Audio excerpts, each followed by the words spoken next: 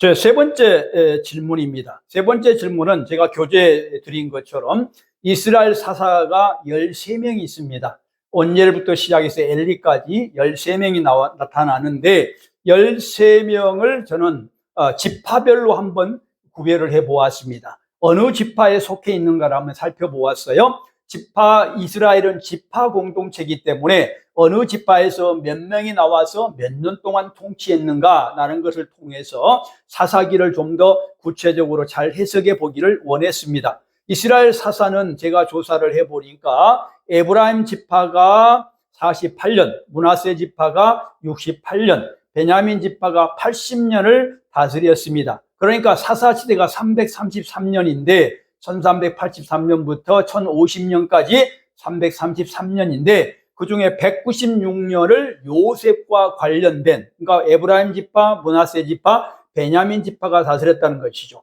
이걸 프로스로 따지면 계산해 보니까 58.9%를 어떻게 요셉 지파가 다스렸다는 것을 알 수 있습니다. 이 말은 무슨 말일까요? 이 사사 시대도 누구가 요셉이 통치했다, 요셉의 영향하에 있었다는 것을 우리는 쉽게 알 수 있습니다. 1859년 야곱이 죽으면서 유언합니다. 유다 지파에서 왕이 나올 거야 라고 이렇게 유언하는데 유언한 유다 지파가 57년밖에 못 다스립니다. 소위 말하면 요셉 관련 지파가 보다 3.4배나 낮습니다. 그러니까 아직도 야곱의 예언이 그대로 적용이 되고 있지 않다. 좀 더 시간을 기다려야 된다는 것을 우리들에게 알려줍니다. 하나님께서 약속하셨지만 하나님의 약속은 모두 이루어지지만 기도한 것은 100% 이루어지지만 시간이 필요할 때가 있다는 것을 알려주게 됩니다. 어떻든 이거를 조금 더 살펴보면 유다 지파는 총 57년을 다스렸는데 3명이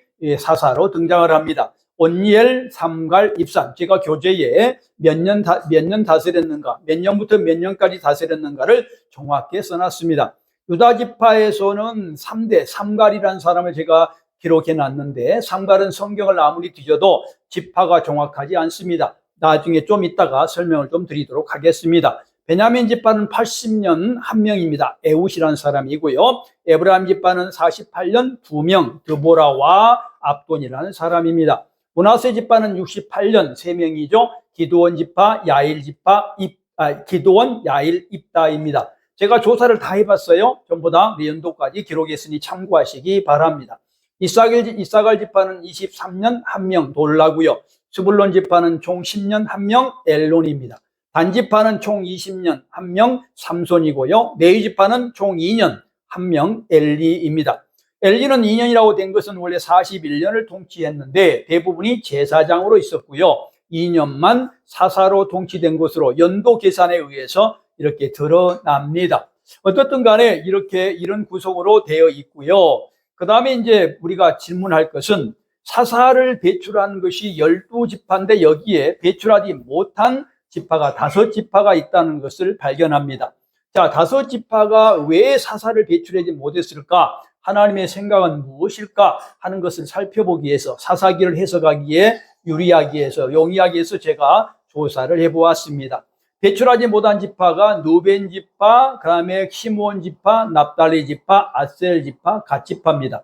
이 5지파에서는 사사가 나오지 않습니다. 이스라엘 민족은 12지파가 공평하게 평등하게 이렇게 나누어서 지도자가 되어지고 이끌어가는 것인데 왜 사사를 333년의 사사 시대에 5지파가 포함되지 않았을까 하는 것이 의문이고 질문인 것입니다. 이걸 조사를 해봤어요. 왜 그랬을까? 첫 번째, 제가 교재에 나누어 드린 것처럼 지리적인 주변부에 있기 때문에 그렇습니다. 자, 이스라엘의 중앙부는 어디예요? 요단 서편이죠. 가나안 땅이라고 하는 것입니다. 아브라함이 2091년에 가나안 땅에 들어갈 것이라고 하는 하나님의 약속을 받았고요. 그리고 이어지면서 계속해서 이스라엘의 본부가, 하나님을 믿는 자들의 본부가 가나안 땅이라고 하는 것을 우리는 언약을 통해서 알고 있습니다. 그런데 요단 동편도 물론 언약 속에 들어있었을 것입니다. 성경에는 나와 있지 않지만 요단 동편을 정복을 했기 때문에 이것도 아브라함 때 약속한 것으로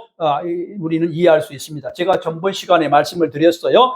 문자적으로 나타났지 않지만 요단 동편도 하나님께서 주신, 아브라함에게 주신 약속의 땅이라는 것은 맞습니다. 그런데 요단 동때는 요단강을 중심으로 밑에 갈릴리 바다를, 위에는 갈릴리 바다, 아래는 사해를 중심으로 동서로 나눠지게 됐습니다. 동서로 나눠지게 됐는데 이쪽 왼쪽에 서쪽에는 9지파 반이고 이쪽에는 2지파 반이 있게 됩니다. 그래서 어떻게 돼요? 2지파 반이 있는 그곳은 지리적으로 주변부라고 하는 것을 우리가 알 수가 있습니다. 주변부에 있다는 것은 지도자가 되기에 어떻게 하다 어렵다는 것을 알 수 있습니다. 2지파 반밖에 안 되는 사람들이 지도자가 되어져서 왼쪽에 서쪽에 있는 8지파 반을 다스린다는 것은 매우 어렵기 때문에 그렇습니다. 합리적인 거죠. 지도자가 되기 위해서는 합리적으로 지리적인 것도 중요하다. 지리라고 하는 것이 의미가 없다. 이런 것을 의미가 없다는 말은 잘못된 것입니다. 어떤 분도 이렇게 말합니다. 교회를 세울 때 아무렇게나 세우면 된다. 아니죠. 전략이 필요한 것입니다. 교회 목적에 따라서 아파트 단지에 세울 것이냐, 빌라 단지에 세울 것이냐, 시골에 세울 것이냐는 것은 목적에 따라 달라지는 것이지, 잘못된 신관, 하나님께서는 아무렇게나 세우면 하나님이 이루신다. 하나님이 이루신 것은 맞지만 전략은 우리가 세워야 되는 것이죠. 근데 그렇게 말하는 것이 아니라는 것을 말해주는 것입니다. 두 번째는 다른 지파에 흡수됐기 때문에 그렇습니다. 시몬 지파 이야기예요. 땅을 전번에 내가 지도를 제시했습니다. 유다 지파 땅에 시몬 지파를 배치합니다. 시몬 지파는 유다 지파의 흡수가 되어진 것이죠. 흡수가 되어지다 보니까 거기에 지도자가 나올 수가 없게 되는 것이죠. 세 번째는 어떤 것입니까? 가나안 민족에게 동화됐기 때문에 그렇습니다. 자, 가나안 땅의 지도를 상상해 보세요. 밑에 남쪽, 그 다음에 가운데, 그 다음에 북쪽이죠. 북쪽의 왼쪽이 아셀 지파 땅이죠. 스불론, 그 다음에 이사갈, 납달리가 북쪽에 놓여 있습니다. 소위 말하면 갈릴리 지역인 것입니다. 그쪽에 가장 왼쪽이 아셀 지파인데 아셀 지파는 지중해를 끼고 있는 그런 지파입니다. 매우 잘 살 수밖에 없었고요. 거기에 어류가 풍부합니다. 야곱도 예언했었죠. 뭐라고요? 왕족을 그 사람들은 공개할 지파라고 말하고 있습니다. 왕족을 공개한다는 말은 매우 중요한 그러한 직책인 것이죠. 그런데 그 지파는 그 잘 살 수 있고 돈이 많고 오늘로 따지면 여러 가지가 풍부했기 때문에 타락할 가능성이 컸습니다. 그래서 가나안 사람들도 그것을 노렸기 때문에 그들에게 동화되어 버렸다라는 것을 우리가 성경을 통해서 알 수 있습니다. 자, 이방 문화와 동화된 사람이 지도자가 되면 됩니까? 안 되잖아요. 예를 들면 담임 목사가 잘못된 신학을 가진 사람, 그런 사람이 되면 됩니까? 잘못된 삶을 사는 사람이 담임 목사 되면 안 되잖아요. 대통령 되면 안 되잖아요. 그죠? 지도자는 되면 안 됩니다. 죄는 용서받고 새로운 삶을 살 수 있지만 잘못된 삶을 사는 사람이 지도자 된다는 것은 있을 수 없는 것이죠. 하나님은 지금 윤리 원칙을 아셀 지파를 통해서 아셀 지파가 사사가 없다는 것을 통해서 말해주고 있는 것입니다. 네 번째는 다른 지도자 아래 복속했기 때문에 그렇습니다. 납달리 지파 이야기입니다. 자, 납달리 지파는 4대 지도자 사사인 누구한테로 갑니까? 여자 드보라로 갑니다. 드보라는 여자 선지자였는데요. 여자가 군 장군이 될 수 없었기 때문에 군 장군으로 될 사람을 뽑습니다. 그 사람이 바로 납달리 지파 바락이라는 사람입니다. 자, 바락이라는 사람은 납달리 지파의 지도자인데 지금 에브라임 지파 드보라 산하에 들어왔기 때문에 참모로 들어왔기 때문에 그 지파에서 지도자가 나올 수가 없었습니다. 소위 말하면 에브라임 지파 아래에 지금 납달리 지파가 참모로 들어왔다는 것 때문에 사사에서 임명받지 못했다. 저는 4가지 사항을 가지고 여러분에게 설명을 드리고 있는 것입니다. 자, 네 번째 주제로 넘어갑니다. 이제 사사들의 역할입니다. 이것이 굉장히 크죠. 지금 가장 긴 포션을 가지고 있습니다. 제가 올려드린 그러한 교재를 보신 분은 알겠지만 4번이 가장 큰 겁니다. 4번은 오늘 다 할 수 없고요. 조금씩 나눠서 이렇게 하도록 그렇게 하겠습니다. 자, 이스라엘 사사 시대는 1383년 온엘부터 1050년 사울 왕이 위임할 때까지 333년 동안이고요. 아까 말씀드린 대로 13명이 등장을 했습니다. 13명이 등장해서 13명을 설명을 다 드릴 텐데요. 13명은 국가가 처한 상황에 따라서 서로 다른 사명을 가졌다는 것입니다. 지도자라고 하는 것은 동일하지 않아요. 시간에 따라서 달라집니다. 정말로 우리나라도 지도자가 많은 사람이 이렇게 지나갔지만 그 상황에 따라서 달라졌잖아요. 가난할 때는 산업을 위한 지도자가 필요하고 독재가 있을 때는 민주화를 위한 지도자가 필요했었죠. 교회도 마찬가지죠. 담임 목사가 바뀌면 어떠죠? 그 상황에 따라서 담임 목사가 바뀌어지겠죠.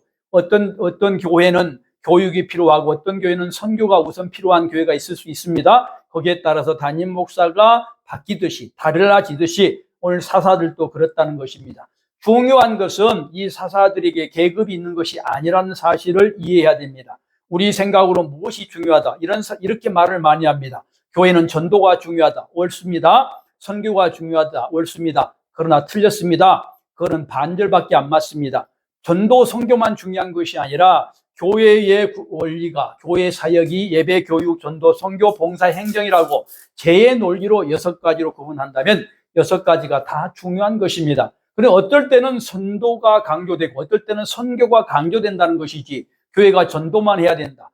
교회가 교육만 해야 된다. 이런 말은 아직은 목회에 대해서 잘 모르고 있기 때문에 하는 소리기에 불과한 것입니다. 좀 조화로운 사고가 필요한 것이죠. 사사들이 13명이 등장했습니다. 제가 설명하겠지만 상황에 따라서 매우 다른 사람들, 다른 역할을 한다는 것을 우리는 배워야 될 것입니다. 자, 1대 사사 온니엘입니다. 1383년부터 1344년까지 40년을 통치했습니다. 이 사람의 주요한 역할이 무엇일까요? 군인이었습니다. 군인으로서 등장을 했습니다. 왜 군인이 필요했을까요? 이 당시에는 메소포타미아 왕 구산니사다임이 통치하고 있었기 때문에 그들을 물리쳐야 돼. 지도자는 그들을 물리치고 국가를 다스려야 되기 때문에 여기에는 군인이 필요했습니다. 군인이어야 되는 것이 아니라 상황이 국민 백성들을 위해서 필요한 능력이 군대 역량, 국방력이기 때문에 군인을 1대 사사로 뽑았다라고 볼 수 있습니다.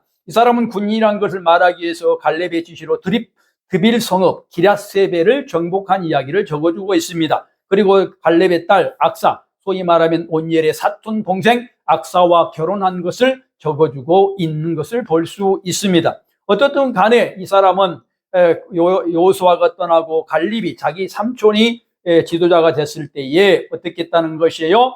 여기에 이스라엘 땅을 지키기 위해서 군인으로서 최선의 노력을 다한 사람이다. 그러다 보니까 어떻게 했다고요? 기랴세벨 같은 지역을 정복하고 지도자가 되어져서 40년 동안을 통치할 수 있었다. 이렇게 적고 있는 것입니다.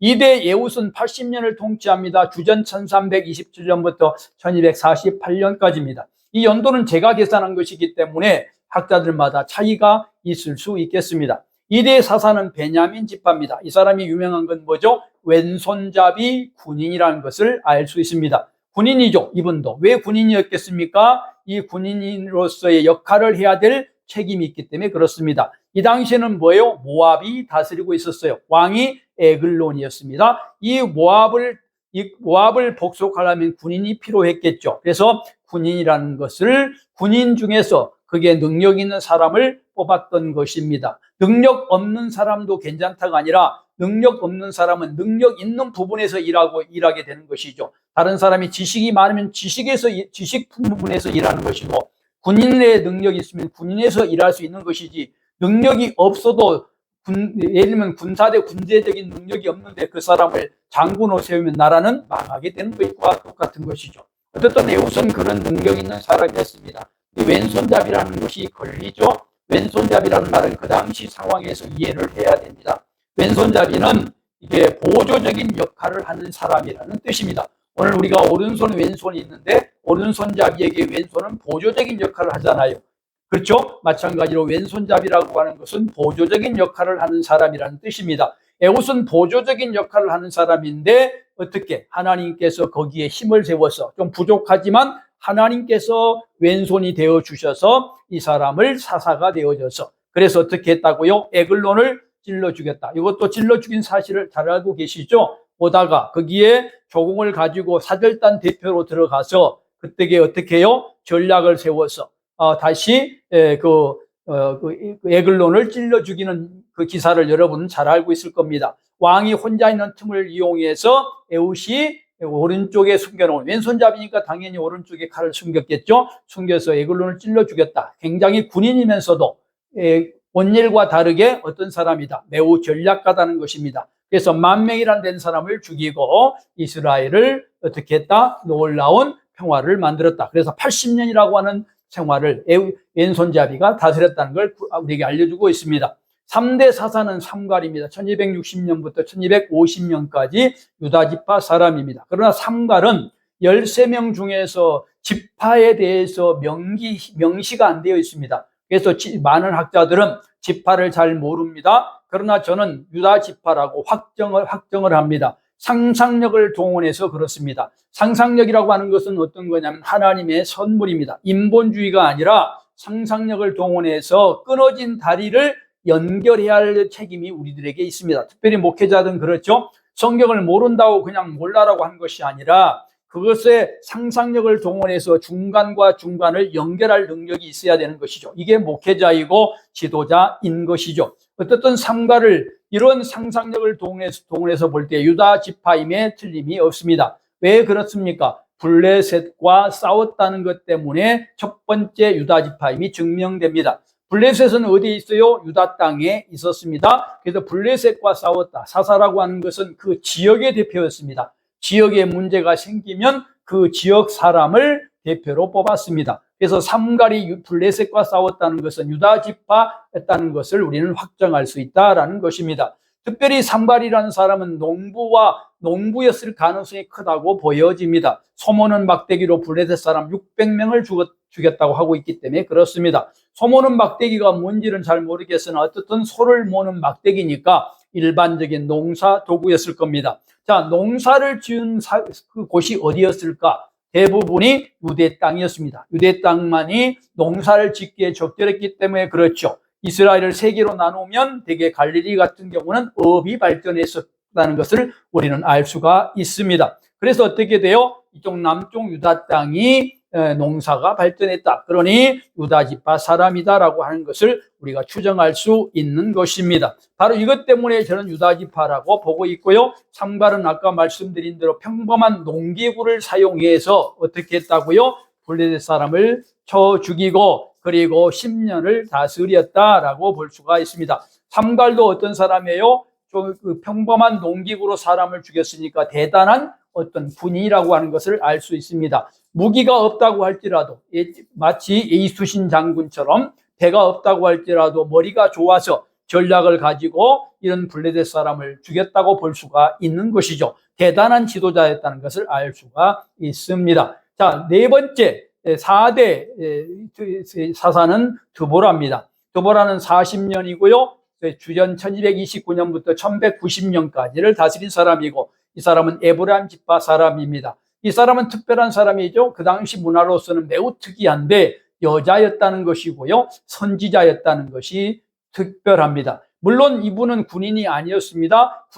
군인 장군 역할을 할 수 없기 때문에 아까 말씀드린 대로 납달리 사람 바락을 참모로 쓰게 됩니다. 어떻든 희한한 일이죠. 선지자가 여자가 지도자가 된다는 것은 그 당시 문화 속에서는 매우 어려웠습니다. 그러나 하나님께서는 어떻게 해요? 가나안 왕 야빈을 무찌르기 위해서 군 부대로 군리를 이끌 수 있도록 장군으로 에브라임 지파 그런 드보라를 사용했다. 드보라는 싸움터에 나가기는 했었습니다만은 싸움은 납달리 지파 바락이 한 것으로 보입니다. 이때 싸움 방법이 무엇일까요? 하나님께서는 폭우를 보내서 이기게 하고요. 그리고 어떻게 해요? 이 당시에 가나안 왕 야빈의 참모가 시스라였는데 그 시스라는 매우 용맹하기 그지없었고요. 우리가 성경에 볼 수 있는 것처럼 매우 아주 용맹한 그런 사람이었습니다. 이 시스라를 누가 죽입니까? 겐 사람이 누구예요? 모세의 장인 이두로의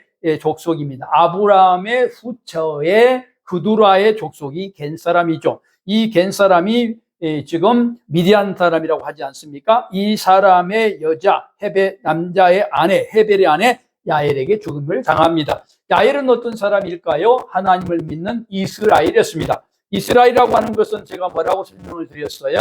하나님을 믿는 사람을 이스라엘이다. 이것만 알아도 성경이 한 80%는 해결될 겁니다. 이스라엘을 자꾸 혈통적으로 지금의 중동의 이스라엘로 알고 있으니까 세대주의가 나오는 것이죠. 그렇지 않다. 절대 이스라엘은 하나님을 믿는 자다. 오늘 우리가 이스라엘이다. 우리를 영적 이스라엘로 사용하지 말자라고 제가 제안을 드렸습니다. 어떻든 이스라엘입니다. 하나님을 믿는 겐사람 이드로의 자손 헤벨의 아내 야일에게 시스라가 죽게 됐다. 놀라운 그러한 승리의 방법을 제시해주고 있다라고 볼 수가 있습니다.